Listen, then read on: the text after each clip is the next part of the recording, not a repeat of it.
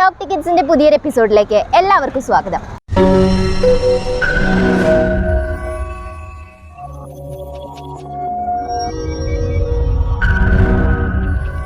നമ്മൾ ഇന്ന് തൃശ്ശൂർ സാഹിത്യ അക്കാദമിയിലാണുള്ളത്. കുറച്ച് ദിവസങ്ങളായി ദേശീയ പുസ്തകോത്സവം 2022 വേദിയായിക്കൊണ്ടിരിക്കുകയാണ് കേരള സാഹിത്യ അക്കാദമി. നിങ്ങൾക്കായി വായനയുടെ ഒരു വലിയ ലോകം തന്നെ ഇവിടെ ഒരുക്കിയിട്ടുണ്ട്. ഇന്നത്തെ നമ്മുടെ ഈ എപ്പിസോഡ് ഇവിടുത്തെ വിശേഷങ്ങളാണ്. നമുക്ക് വീഡിയോയിലോട്ട് കിടക്കാം. ആദ്യം തന്നെ കൈരളി ബുക്സിൻ്റെ ഒരു സ്റ്റോളാണ് നമുക്ക് എൻട്രി ചെയ്യുമ്പോൾ തന്നെ കാണുന്നത്. അതുപോലെ തന്നെ ഒലിവ് ബുക്സ്, ഓരോരുത്തരും അവരുടേതായിട്ടുള്ള നല്ല നല്ല ബുക്സ് ഇവിടെ എക്സിബിറ്റ് ചെയ്തിട്ടുണ്ട്. നമുക്ക് വീണ്ടും ഓരോ സ്റ്റാളുകളായിട്ട് നോക്കാം. കേരള ഭാഷാ ഇൻസ്റ്റിറ്റ്യൂട്ടിൻ്റെ ഒരു സ്റ്റോളാണ് ഇവിടെ. നമ്മളിപ്പോൾ ഈ പുസ്തകോത്സവം ഏകദേശം ലാസ്റ്റ് ഡേ ആണ്. ഇപ്പോൾ നമ്മൾ ഇനിയിപ്പോൾ ഈ എപ്പിസോഡ് പുറത്തിറങ്ങുമ്പോഴത്തേനും നിങ്ങൾക്ക് ഇതൊരു അനുഭവമായിട്ട് കാണാനേ പറ്റുള്ളൂ. വായന എപ്പോഴും നമുക്ക് നമ്മുടെ ജീവിതത്തോട് ചേർത്ത് നിർത്തേണ്ട ഒരു കാര്യമാണ്. അപ്പോൾ അങ്ങനെയുള്ള ഈ ഒരു കാലത്ത് ഈ പുസ്തകോത്സവത്തിൻ്റെ പ്രാധാന്യം എന്നൊക്കെ പറയുന്നത് അത് തന്നെയാണ്. നമ്മളെപ്പോഴും വായനയെ ചുമ്മാ അങ്ങ് വായിച്ചു വിടാതെ നമ്മൾ അതിനെ സൂക്ഷ്മമായിട്ട് അതിൽ ഒന്നും കൂടെയൊക്കെ ശ്രദ്ധ കേന്ദ്രീകരിച്ചിട്ട് നമ്മൾ നോക്കേണ്ട ഒരു കാര്യമാണ്. ഇപ്പോൾ നമ്മൾ DC ബുക്സിൻ്റെ ഒരു സ്റ്റോളിലാണ്. കേരളത്തിലെ വളരെ ഫേമസ് ആയിട്ടുള്ള പബ്ലിക്കേഷൻസാണ് DC പബ്ലിക്കേഷൻസ്. അപ്പോൾ അവരുടെ ഒരു വലിയ സ്റ്റോളാണ് ഇപ്പോൾ നമ്മൾ കണ്ടുകൊണ്ടിരിക്കുന്നത്. Red rose publishing house. ഇവിടെ നമുക്ക് ഒരുപാട് ഒരു കിഡ് സെക്ഷൻ പോലെയൊക്കെ തോന്നും. ഒരുപാട് ഷോർട്ട് സ്റ്റോറീസും അതുപോലെ തന്നെ കുട്ടികൾക്ക് ആവശ്യമുള്ള ഒരുപാട് ബുക്സിൻ്റെ ഒരു കളക്ഷൻ ഈ റെഡ് റോസ് പബ്ലിഷിംഗ് ഹൗസിൻ്റെ സ്റ്റാളിൽ നമുക്ക് കാണുന്നുണ്ട്. ക്രിയേറ്റീവ് പബ്ലിക്കേഷൻസിൻ്റെ ഒരു സ്റ്റോളാണ് നമുക്കിവിടെ കാണാൻ പറ്റുന്നത്. ഒരുവിധം നിങ്ങളുടെ എല്ലാ പബ്ലിക്കേഷൻസും ഇവിടെ ഉണ്ടല്ലേ? ഓൾമോസ്റ്റ് അവരുടെ ഫേമസ് ആയിട്ടുള്ള എല്ലാ ബുക്സുകളും ഇവിടെ ഡിസ്പ്ലേ ചെയ്തിട്ടുണ്ട്. നമുക്കിപ്പോൾ എത്രത്തോളം സെയിലും കാര്യങ്ങളൊക്കെ ഏറ്റവും കൂടുതൽ മൂവ് ചെയ്ത ഒരു ബുക്ക് ഏതാണെന്ന് ചോദിച്ചാൽ പറയാം? നോവലുകളാണ് കൂടുതൽ പോകുന്നത്. കൂടുതൽ ആൾക്കാർക്ക് ഇഷ്ടം തോന്നുന്നത് നോവലുകൾ ചോദിച്ചു വരുന്നവരാണ് കൂടുതലല്ലേ? പിന്നെ കുട്ടികളുടെ കുറച്ച് കളക്ഷൻസ് ഒക്കെയാണ് ഇവിടെ കൂടുതലുള്ളത്. എന്തായാലും നമുക്ക് അടുത്ത സ്റ്റാളുകളൊന്നും കൂടി വേഗം നോക്കാം. നമുക്ക് തിങ്കൾ ബുക്സ് എന്ന് പറഞ്ഞിട്ടുള്ള പബ്ലിക്കേഷൻസിൻ്റെ സ്റ്റാളിലാണ് നമ്മളിപ്പോൾ നിൽക്കുന്നത്. നമസ്കാരം സാർ. സാറിൻ്റെ പേര്? സുധാകരൻ. സാർ എത്ര വർഷമായി ഇപ്പോൾ പുസ്തകോത്സവവുമായി ബന്ധപ്പെട്ടിട്ട് സാറ്? പുസ്തകോത്സവവുമായി ബന്ധപ്പെട്ടുകൊണ്ട് ഇത് തുടങ്ങുന്ന സമയത്ത് തന്നെ എൻ്റെ ഓർമ്മ ശരിയാണെങ്കിൽ 2001 20 വർഷം കൊണ്ടായിരുന്നു തുടങ്ങി. അതുകൊണ്ട് ഞാൻ ഇതിൽ എന്നും പങ്കെടുക്കുന്ന എല്ലാ വർഷവും പങ്കെടുക്കുന്നതാണ്. ഈ പുസ്തകോത്സവത്തിൻ്റെ ഒരു അനുഭവം ചോദിക്കുകയാണെങ്കിൽ എന്താണ്? പുസ്തകോത്സവത്തിൻ്റെ അനുഭവം എന്ന് പറയുന്നത് വായനക്കാരെ സംബന്ധിച്ചും പ്രസാധകരെ സംബന്ധിച്ചും വലിയൊരു ഓപ്പർച്യൂണിറ്റിയാണ്.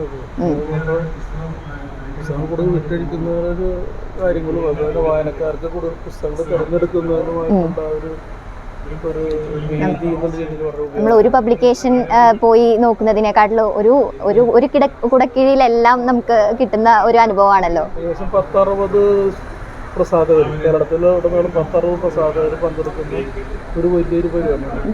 60ഓളം പബ്ലിക്കേഷൻസ് ഇതിന് പുസ്തകോത്സവത്തിന് പങ്കെടുക്കുന്നുണ്ട്. ഈ പ്രാവശ്യം 60ഓളം ഇല്ല, 40 മറ്റുള്ളൂ തോന്നുന്നു. ഇത് കേരളത്തിലുള്ള വലിയ ചെറുതുമായിട്ടുള്ള 10-60ഓളം പ്രസാധകർ പങ്കെടുക്കുന്ന വലിയൊരു പരിപാടി. ഈ പുസ്തക പ്രദർശനം മാത്രമല്ല, അല്ലെങ്കിൽ വിൽപ്പന മാത്രമല്ല, വലിയൊരു സാംസ്കാരിക പരിപാടി കൂടെ ഇതിനോടനുബന്ധിച്ച് നടത്തുന്നു. കാരണം രാവിലെ 10 മണി മുതൽ വൈകിട്ട് ഒരു 9 മണി വരെ വിവിധ മത്സരങ്ങൾ, സെമിനാറുകൾ, അതുപോലെ കലാപ പരിപാടികൾ, അങ്ങനെ രാവിലെ മുതൽ വൈകിട്ട് വരെ നിരന്തരമായിട്ടുള്ള പരിപാടികളോടുകൂടി ഇത് സാംസ്കാരിക ഉത്സവമായിട്ടാണ് ഇത് നടത്തുന്നത്. Thank you sir. നമുക്കെന്തായാലും സുധാകരൻ സാറിൻ്റെ വാല്യുബിൾ ആയിട്ടുള്ള വാക്കുകളിലൂടെ പുസ്തകോത്സവത്തിൻ്റെ ആ ഒരു പ്രാധാന്യത്തെ പറ്റിയിട്ട് നമുക്ക് മനസ്സിലാക്കി തന്നിട്ടുണ്ട്. ഇനിയും നമ്മൾ കവർ ചെയ്യാൻ ഒരുപാട് സ്റ്റോളുകൾ ബാക്കിയുണ്ട്.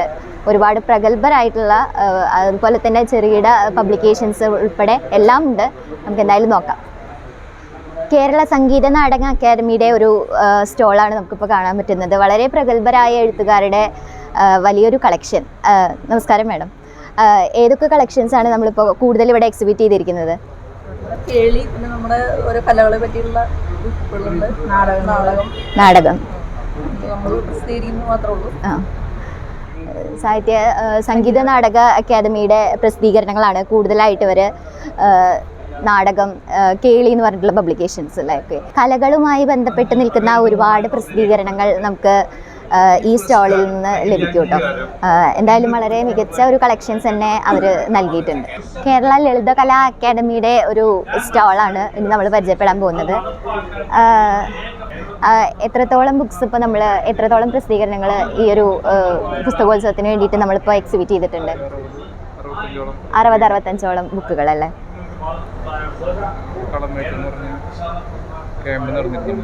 Okay.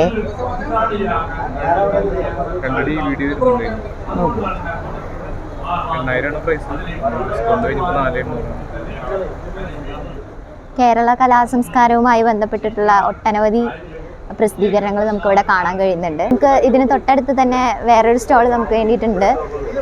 Exhibition cum sale census publications ആണ് ഇവിടെ കൂടുതലായിട്ട്. സാർ നമസ്കാരം. സെൻസസ് പബ്ലിക്കേഷൻസിന്റെ എന്തൊക്കെ ബുക്കുകളാണ് ഇവിടെ പ്രൊവൈഡ് ചെയ്തിരിക്കുന്നത്? ഒരു സ്പെഷ്യൽ സ്റ്റഡിയാണ് സെൻസസിന്റെ, അതായത് ടെമ്പിൾസ് ഓഫ് കേരള എല്ലാം വരുന്നുണ്ട്. ഓൾമോസ്റ്റ് ഇതിപ്പോൾ ഒരു 14 ജില്ലയുടെ ഒരു കമ്പൈലേഷനാണ്. അതായത് മെയിൻ ഇമ്പോർട്ടൻ്റ് ആയിട്ടുള്ള ടെമ്പിൾസിന്റെ കമ്പൈലേഷൻ. അത് കഴിഞ്ഞ് നമുക്ക് സ്പെസിഫിക് ആയിട്ട് ഓരോ ഡിസ്ട്രിക്ട് വൈസ് ഉണ്ട്. കാസർഗോഡ്, കണ്ണൂർ, വയനാട് അങ്ങനെ പോകും. അതിലിപ്പോൾ ഔട്ട് ഓഫ് പ്രിന്റ് എന്ന് പറയുമ്പോൾ നമുക്ക് തൃശ്ശൂരും ട്രിവാൻഡ്രവും അതേപോലെ എറണാകുളം ഇപ്പം നമുക്ക് ഔട്ട് ഓഫ് പ്രിന്റ് ആണ്. പിന്നെ അതിന് കൂടാതെ നമുക്ക് കുറേ administrative boundary changes in the administrative boundary എന്നൊരു ബുക്ക് ഉണ്ട്. അതേപോലെ അഡ്മിനിസ്ട്രേറ്റീവ് ആറ്റ്ലസ് ഉണ്ട്. അഡ്മിനിസ്ട്രേറ്റീവ് ആറ്റ്ലസ് പഞ്ചായത്തിൻ്റെയും അതേപോലെ തന്നെ കേരള ഓൾ കേരളയുണ്ട്. ആ മേജർ ചേഞ്ചസിൻ്റെ അഡ്മിനിസ്ട്രേറ്റീവ് ആറ്റ്ലസ്. കാരണം അഡ്മിനിസ്ട്രേറ്റീവ് വാർഡൊക്കെ ചേഞ്ച് ചെയ്യുന്ന സമയത്ത് പലതും ചേഞ്ച് ചെയ്യുമല്ലോ. അതിനനുസരിച്ചിട്ട് ആ ചേഞ്ചസ് ഇൻകോർപ്പറേറ്റ് ചെയ്തുകൊണ്ടുള്ള അഡ്മിനിസ്ട്രേറ്റീവ്. വായനയുടെ ഒരു ലോകം എന്ന് പറയുന്നത് സാഹിത്യപരമായിട്ടല്ലാതെ കുറച്ചും കൂടി ഇൻഫോർമേറ്റീവ് ആയിട്ടുള്ള ഒരു തലത്തിലേക്കാണ് നമ്മുടെ സെൻസസ് ഓഫ് പബ്ലിക്കേഷൻസ് എന്ന് പറയുന്ന ഈ ഒരു പ്രസിദ്ധീകരണങ്ങളൊക്കെ നമുക്ക് കാണിച്ചു തരുന്നത്. Okay sir, thank you. ഞാൻ പറഞ്ഞില്ലേ, നമ്മൾ സാഹിത്യപരമായിട്ട് വായന ഇഷ്ടപ്പെട്ട് വായിക്കുന്നതിനേക്കാൾ ഇൻഫോർമേറ്റീവ് ആയിട്ടുള്ള കാര്യങ്ങളും കൂടി ഈ പുസ്തകോത്സവം എന്ന് പറയുന്നത് എല്ലാം ഓൾമോസ്റ്റ് എല്ലാ തരം വായനക്കാരുടെയും ഒരു ഇഷ്ടകേന്ദ്രമായി മാറുകയാണ്. കേരള ശാസ്ത്ര സാഹിത്യ പരിഷത്തിൻ്റെ ഒരു സ്റ്റോളായിരുന്നു അത്. അതുപോലെ തന്നെ മലയാള മനോരമ, പുസ്തകപ്പുര, അങ്ങനെ ഒരുപാട് സ്റ്റോളുകൾ, ഏകദേശം 60-65ഓളം സ്റ്റോളുകൾ നോർമലായിട്ട് പുസ്തകോത്സവത്തിന് ഉണ്ടാവാറുണ്ട്. ഇപ്പോൾ ഏകദേശം 40-45 സ്റ്റോളുകളാണ് നമുക്ക് കാണാൻ പറ്റുന്നത്. അതുപോലെ മാലുബൻ ബുക്സ് എന്ന് പറഞ്ഞിട്ട്, പിന്നെ നാഷണൽ ബുക്സ്, പിന്നെ ഹരിതം ബുക്സ്, അങ്ങനെ ഒരുപാട് സ്റ്റോളുകൾ കേട്ടോ. നമ്മുടെ ഈ 2 വശത്തായിട്ട് ഒരുപാട് സ്റ്റോളുകളുണ്ട്. എല്ലാ സ്റ്റോളുകളിലും കയറി എല്ലാ ബുക്കുകളും എടുത്ത് നോക്കണം എന്നൊക്കെ ഭയങ്കര ആഗ്രഹമുണ്ട്. എന്നാലും നമ്മുടെ ഒരു സമയപരിമിതി കൊണ്ട് നമ്മൾ ജസ്റ്റ് എല്ലാം ഒന്ന് കവർ ചെയ്ത് പോവുകയാണ്. നിങ്ങളൊരു പുസ്തകോത്സവത്തിനൊക്കെ വരുമ്പോഴുള്ള ഏറ്റവും വലിയ ബെനിഫിറ്റ് എന്ന് പറയുന്നത് നമുക്ക് എല്ലാം ഒരു ഓൾമോസ്റ്റ് എല്ലാ പബ്ലിക്കേഷൻസും, അതായത് നല്ല റെപ്യൂട്ടഡ് ആയിട്ടുള്ള പബ്ലിക്കേഷൻസ്, അതുപോലെ ചെറുകിട പബ്ലിക്കേഷൻസിന് പോലും വലിയൊരു ഓപ്പർച്യൂണിറ്റിയാണ്. അവർക്കൊരു ഓപ്പർച്യൂണിറ്റിയാണ്, നമുക്കൊരു ഓപ്പർച്യൂണിറ്റിയാണ്. ഒരുപാട് പുസ്തകങ്ങൾ മീറ്റ് ചെയ്യാൻ പറ്റുന്ന, നമുക്കറിയില്ല എത്രത്തോളം ബുക്കുകൾ നമ്മുടെ ഇവിടെ പ്രസിദ്ധീകരണങ്ങൾ ഉണ്ടെന്ന് നമുക്ക് ശരിക്കും പറഞ്ഞാൽ അറിയില്ല. അതെല്ലാം മീറ്റ് ചെയ്യാനുള്ള ഒരു ബെസ്റ്റ് ഒരു അവസരമാണ് ശരിക്കും പറഞ്ഞിട്ടുണ്ടെങ്കിൽ പുസ്തകോത്സവം. നമ്മൾ മസ്റ്റായിട്ട് എക്സ്പീരിയൻസ് ചെയ്യേണ്ട ഒന്ന് തന്നെയാണ്. പുസ്തകോത്സവത്തിൻ്റെ ഈ അവസാന ദിവസത്തിലും ഇത്രയേറെ തിരക്കുകളുള്ള ഈ സ്റ്റാളുകളാണ് നമ്മുടെ മലയാളികൾ എത്രത്തോളം വായനപ്രിയരാണ് എന്ന് നമുക്ക് മനസ്സിലാക്കി തരുന്നത്. നമുക്കിപ്പോൾ HNC പബ്ലിക്കേഷൻസ് അവരുടെ സ്റ്റോറിനാണ് ഇവിടുത്തെ ഫസ്റ്റ് പ്രൈസ്, അതായത് ബെസ്റ്റ് സ്റ്റാളിനുള്ള പ്രൈസ് കിട്ടിയിരിക്കുന്നത് HNCൻ്റെ ഈ ബുക്ക് സ്റ്റാളിനാണ്. വളരെ നീറ്റായിട്ടുള്ള പ്രസൻറ്റേഷൻ തന്നെയാണ് അവർക്ക് ഈ പ്രൈസ് നൽകാൻ കാരണം. അവരുടെ തന്നെ ഏറ്റവും മികച്ച പ്രസിദ്ധീകരണങ്ങളൊക്കെ തന്നെ ഇവിടെ നന്നായിട്ട് തന്നെ നല്ല രീതിയിൽ ആൾക്കാർക്ക് ഇഷ്ടപ്പെടുന്ന രീതിയിൽ തന്നെ അവരെ എക്സിബിറ്റ് ചെയ്തിട്ടുണ്ട്. ഇത്തരം അനുഭവങ്ങൾ നമുക്ക് ജീവിതത്തിലൊക്കെ ഇടയ്ക്കൊക്കെ കിട്ടുന്നതാണ് കേട്ടോ. നമ്മൾ മാക്സിമം പുസ്തകോത്സവങ്ങൾക്ക് ഇങ്ങനെ ചുമ്മാ നടന്ന് നോക്കലല്ല കേട്ടോ. നമ്മളത് വായനയെ കൂടുതൽ ഇഷ്ടപ്പെടുന്നവർ അവരവരുടെ നീഡ്സിനനുസരിച്ചിട്ടുള്ള പുസ്തകങ്ങൾ നോക്കുക, ഇഷ്ടപ്പെടുന്നതാണെങ്കിൽ മേടിച്ച് വീട്ടിൽ കൊണ്ടുവയ്ക്കുക എന്നുള്ള ആ ഒരു ഇതിനേക്കാൾ ഉപരിയായിട്ട് നന്നായിട്ട് തന്നെ വായനയെ കൂടുതൽ ഇഷ്ടപ്പെടാൻ ശ്രമിക്കുക. ഓൾമോസ്റ്റ് നമ്മളെല്ലാം കവർ ചെയ്തു കേട്ടോ. ഓരോ സ്റ്റോളുകളും ജസ്റ്റ് പരിചയപ്പെടുത്താൻ മാത്രമേ പറ്റിയിട്ടുള്ളൂ. ഏത് പുസ്തകങ്ങളാണോ നിങ്ങൾക്ക് ആവശ്യം അത് നിങ്ങൾ എന്തായാലും എന്ത് വില കൊടുത്തും വാങ്ങുമെന്ന് എനിക്ക് ഉറപ്പാണ്. അതുകൊണ്ട് തന്നെ ഇത്തരം അവസരങ്ങൾ മാക്സിമം വിനിയോഗിക്കുക. ദേശീയ പുസ്തകോത്സവത്തിൻ്റെ ഒരുപാട് കാഴ്ചകൾ നമ്മൾ കണ്ടു കഴിഞ്ഞു. നമുക്ക് അതിനെപ്പറ്റി നമ്മളോട് കൂടുതൽ സംസാരിക്കാൻ വേണ്ടിയിട്ട് ഇതിൻ്റെ ചുമതല വഹിക്കുന്ന സുനിൽ സാർ നമ്മുടെ കൂടെയുണ്ട്. നമസ്കാരം സാർ. ഈ ഒരു പുസ്തകോത്സവം ഇന്നത്തെ നമ്മുടെ ഒരു സമൂഹത്തിന് നൽകുന്ന ഒരു മെസ്സേജ് എന്താണ്? അതുപോലെ തന്നെ ഈ ഒരു കാലഘട്ടത്തിൽ പുസ്തകോത്സവങ്ങളൊക്കെ കൊണ്ടുള്ള ഒരു പ്രാധാന്യം എന്താണ്? സത്യത്തിൽ ഇന്നത്തെ ഒരു സാഹചര്യം വിലയിരുത്തിയിട്ടല്ല സാഹിത്യ അക്കാദമിയുടെ പ്രവർത്തനങ്ങൾ. അതൊരു തുടർ പ്രവർത്തനമാണ്. ഒരു മലയാള ഭാഷയ്ക്കും സാഹിത്യത്തിനും വേണ്ടിയിട്ടുള്ള നിരന്തരമായ പ്രവർത്തനങ്ങളാണ് സാഹിത്യ അക്കാദമിയുടെ ഒരു ഉത്തരവാദിത്വം എന്ന് പറയുന്നത്.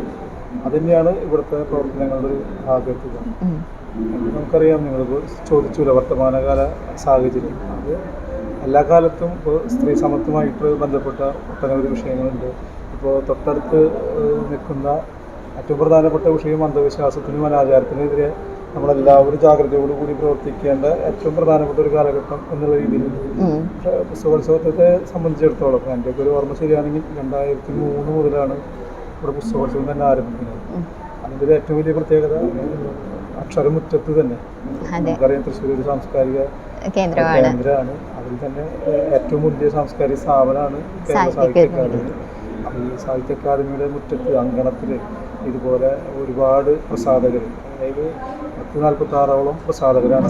ദേശീയ തലത്തിൽ തന്നെ ശ്രദ്ധിക്കപ്പെട്ട പ്രസാധകർ ഉൾപ്പെടെ അന്തർദേശീയ തലത്തിലുള്ള പുസ്തകങ്ങൾ ഉൾപ്പെടെ ഇവിടെ പ്രദർശനത്തിൽ വെക്കുകയും അത് ആവശ്യക്കാർക്ക് വാങ്ങാനുള്ള വലിയൊരു അസുലഭ നിമിഷം അല്ലെങ്കിൽ അസുലഭ സന്ദർഭം എന്നൊക്കെ നമുക്ക് പറയാം രീതിയിൽ ആളുകൾക്ക് വരാനും വാങ്ങാനും വായിക്കാനും. അതായത് എഴുത്തുകാരെ മാത്രം പരിപാടിയല്ല, വായനക്കാരും കൂടി ഒരു ആഘോഷമാണ്. ഏറ്റവും വലിയ പ്രത്യേകത എന്താ വെച്ച് കഴിഞ്ഞാൽ നമ്മൾ പറയുമല്ലോ, ഇപ്പോൾ നേരത്തെ കുട്ടി സൂചിപ്പിച്ച ഒരു വർത്തമാനകാല സാഹചര്യം അല്ലെങ്കിൽ വരാനിരിക്കുന്ന ഒരു തലമുറയ്ക്ക് മുതൽക്കൂട്ടാവുന്ന രീതിയിലുള്ള പ്രത്യേക പരിപാടി എന്നുള്ള നിലയ്ക്ക് നമുക്ക് ചെയ്യാവുന്നത് ഏറ്റവും പ്രധാനപ്പെട്ട ഒരു കാര്യം ആശയപ്രചരണമാണ്. അപ്പോൾ ആശയപ്രചരണത്തിൻ്റെ ഒരു വലിയ വേദിയാണ് ദേശീയ പുസ്തകോത്സവം എന്ന് പറയുന്നത്. 10 ദിനരാത്രങ്ങൾ നടക്കുന്ന സെമിനാറുകൾ.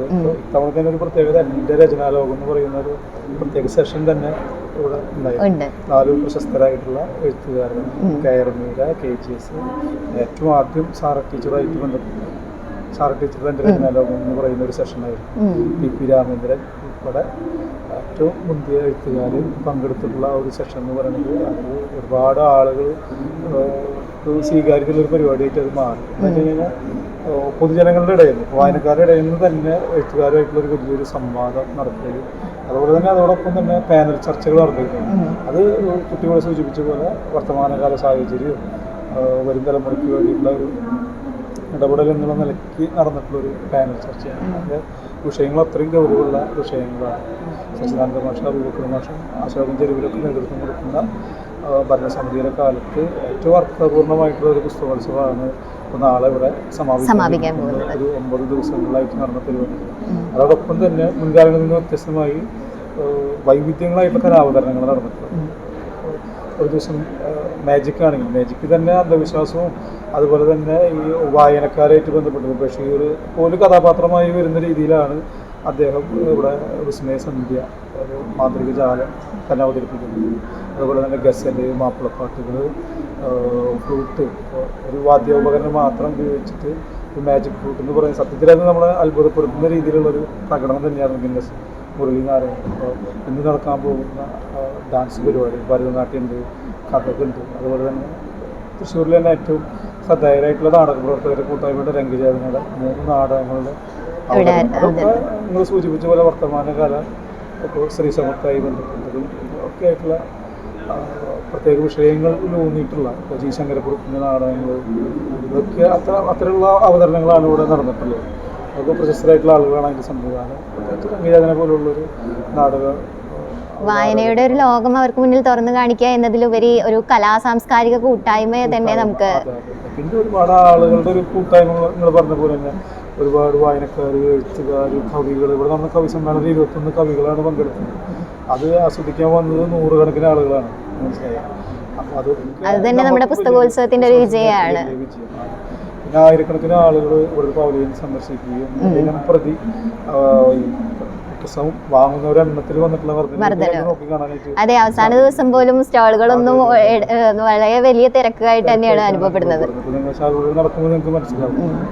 അങ്ങനെ ഏറ്റവും അർത്ഥപൂർണ്ണമായതും സാഹിത്യ അക്കാദമി എന്താണ് ഉദ്ദേശിച്ചത് അതിൻ്റെ ഒരു 90% റിസൾട്ട് വിജയകരമായി പൂർത്തീകരിക്കാൻ കഴിഞ്ഞു എന്നുള്ളത് തന്നെയാണ് ഏറ്റവും പ്രധാനപ്പെട്ട. അതിൽ ഏറ്റവും പ്രധാനപ്പെട്ട കാര്യം 80ഓളം എഴുത്തുകാർ കേരളത്തിലെ തലമുറ മുതൽ മുതിർന്ന എഴുത്തുകാർ ഉൾപ്പെടെയുള്ള ഏറ്റവും പ്രധാനപ്പെട്ട എഴുത്തുകാർ ഈ പുസ്തകോത്സവത്തിൽ 10 ദിനരാത്രങ്ങളായിട്ട് ഒരു വന്നു പ്രഭാഷണം നടത്തി വലിയൊരു ആശയ പരിസരം തുറന്നിടാൻ വേണ്ടിയിട്ടുള്ള ശ്രമം നടത്തുകയും അതൊക്കെ വിജയിച്ചു എന്നുള്ള ഒരു വലിയ ചാരിതാർത്ഥ്യം ഇത് പ്രോഗ്രാമൊക്കെ കോർഡിനേറ്റ് ചെയ്യാൻ കഴിഞ്ഞ ഒരു വ്യക്തി എന്നുള്ള നിലയ്ക്ക് പ്രത്യേകിച്ച് ഇത് അക്കാദമിയുടെ എല്ലാ ജീവനക്കാരെയും സ്വയം സമർപ്പിതമായിട്ടുള്ള പ്രവർത്തനങ്ങളിലൂടെയാണ് ഇതൊക്കെ നടപ്പിലാക്കാൻ കഴിഞ്ഞിട്ടുള്ളത്. നേതൃത്വം കൊടുത്ത അക്കാദമിയുടെ ഭരണസമിതി CPO സെക്രട്ടറി സച്ചിനാഥ് മാഷ്, പ്രസിഡന്റ്, വൈസ് പ്രസിഡന്റ് ആകാശവാണി ജലീൽ, നേതൃത്വം കൊടുക്കുന്ന ഭരണസമിതി വലിയ ചാലകശക്തിയായിട്ട് മാറിയിട്ടുണ്ട്. അതിൽ നന്ദി പറയേണ്ടത് ജീവനക്കാരോട് തന്നെയാണ്. ഇതിന് സംഘാടക സമിതി പ്രവർത്തിച്ചിരുന്നു. അപ്പോൾ അവരിൽ പലരും എല്ലാ ദിവസവും വന്ന് ഇതിൻ്റെ പ്രവർത്തനങ്ങൾ നേരിട്ട് നോക്കി കാണുകയും ചെയ്തു തരാൻ പറ്റുന്ന സഹായങ്ങളൊക്കെ ചെയ്തിട്ടുണ്ട്. എല്ലാവരോടുള്ള നന്ദി കൂടി ഈ അവസരത്തിൽ രേഖപ്പെടുത്താൻ ഈ അവസരം ഉപയോഗിക്കുന്നു. എന്തായാലും നമുക്ക് ജനങ്ങൾക്ക് വളരെ ഉപകാരപ്രദമായിട്ടുള്ള ഒരു എന്താ പറയുക വായനയുടെയും കലകളുടെയും ഒരു സാംസ്കാരിക സംഗമം തന്നെയാണ് ഈ പുസ്തകോത്സവ വേദിയിൽ നമുക്ക് കാണാൻ കഴിഞ്ഞത്.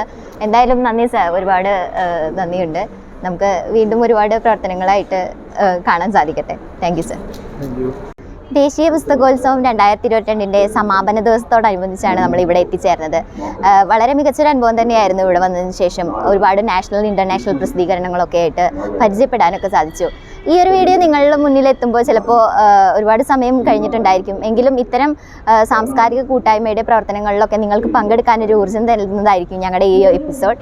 വരും ദിവസങ്ങളിൽ വ്യത്യസ്തമായ എപ്പിസോഡുകളുമായി ഞങ്ങൾ വീണ്ടും നിങ്ങളുടെ മുന്നിലെത്തുന്നതായിരിക്കും. അതുവരേക്കും ബൈ.